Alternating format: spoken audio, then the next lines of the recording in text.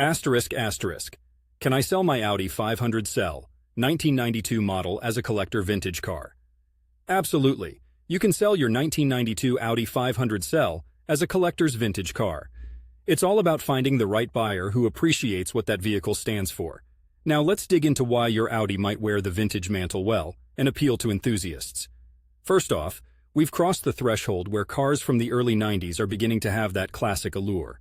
Certain models have a following that's just looking for an excuse to dive into their wallets for a piece of nostalgia on four wheels. That said, vintage can be a bit of an elastic term in the car world. Purists might argue that it typically applies to cars that are pre-1980.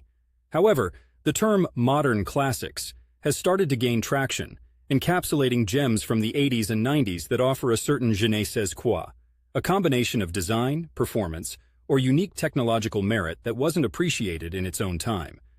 For your Audi, it's about pitching it correctly. This model carries the cachet of German engineering from an era before cars became overly stuffed with electronic nannies. It harks back to a time when luxury sedans spoke in hushed tones of leather and wood, and the 500 SEL was among those at the head of this quiet conversation. Good condition is key. If your car's been lovingly maintained and sports a healthy amount of original parts, and ideally a low mileage, these are all strong points in its favor. The collector car market is also refreshingly irrational. Sometimes it's not about the performance or pedigree. It can be as simple as finding that one enthusiast who's been dreaming of this exact car since they were a teenager. When that person stumbles across your listing, suddenly you're not just selling a car, but a dream. Marketing is also crucial. Don't just stick it on Craigslist and call it a day. Reach out into the enthusiast communities, online forums, and auction platforms that cater to the car aficionados who are hunting for their next prized possession. And remember, pricing a vintage or collectible car isn't an exact science.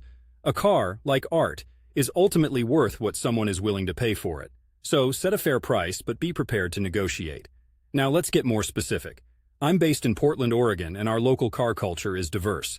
From weekend show and shines to impromptu meetups, there are plenty of venues to showcase your Audi. It could help to bring your car to some of these events, as you never know who'll fall head over heels for it. To cap it off, there's a romance to the road that cars like your 1992 Audi encapsulate an era that straddled the analog and the digital, a period that we're only now beginning to give its proper due as vintage or classic. Good luck selling your time capsule on wheels.